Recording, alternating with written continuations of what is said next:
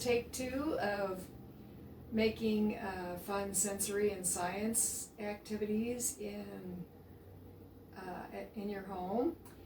We're talking about making silly putty this week. We can make some other things.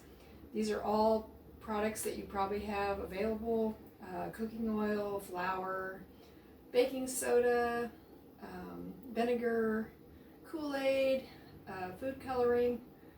These are all just simple, basic things that you probably have in your kitchen that you can do fun projects with your kids. And we were measuring a cup of glue. We still need a little bit more glue.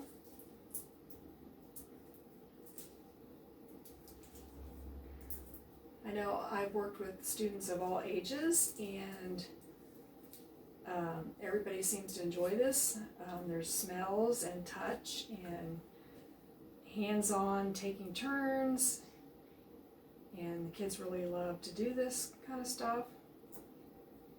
And I really enjoy it. I really enjoy doing science projects and cooking projects with the students. So we're going to measure our cup of glue.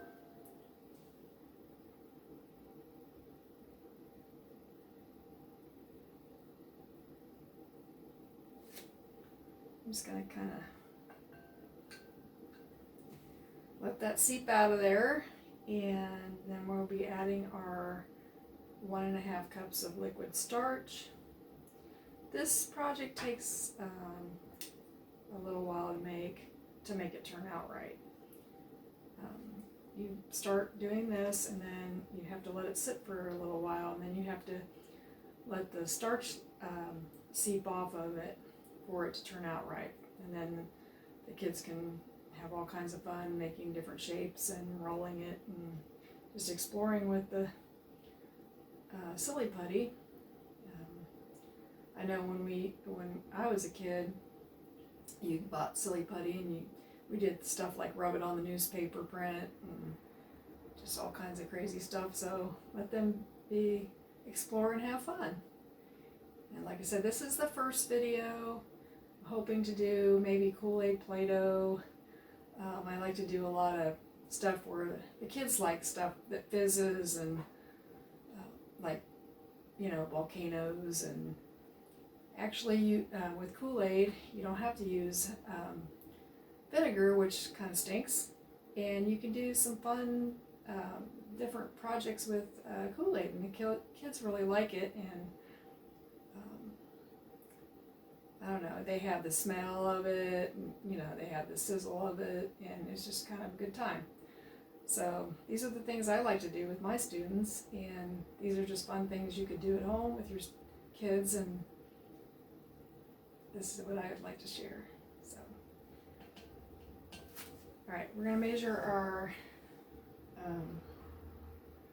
1.5 cups of liquid starch.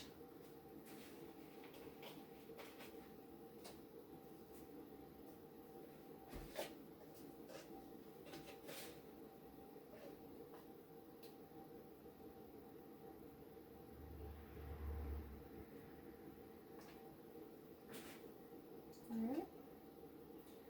And now we're going to stir like crazy. You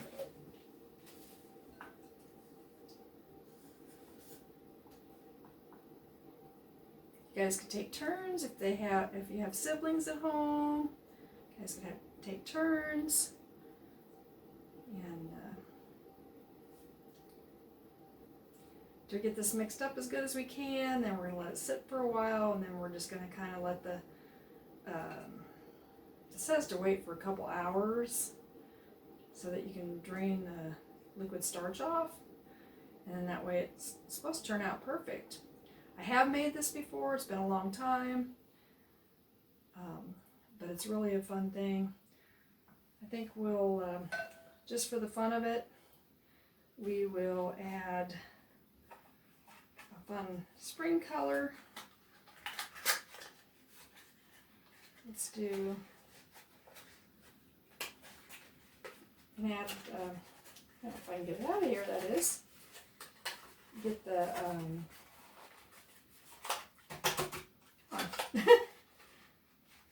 okay, we'll add a fun spring color. since it's spring. And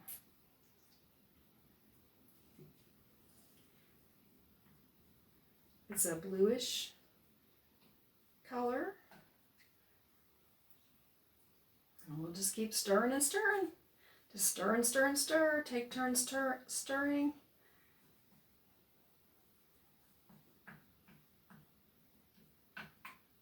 And then let it sit for a couple hours, and then you can drain the liquid starch off. And then once you get drain the liquid starch off, then pass it around and let the kids have a good time.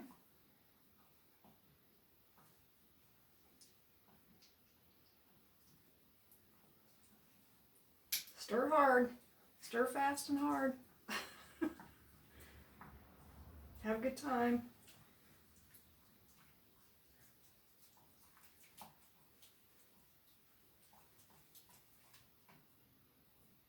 I hope you guys enjoy this project, and I hope that, you know, the next time I can do like Kool-Aid Play-Doh or one of the Kool-Aid Fizz projects.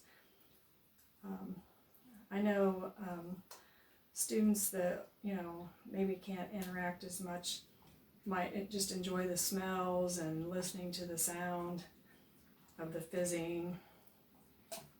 Just try to think of everybody and how I can include them somehow. And I think that's important.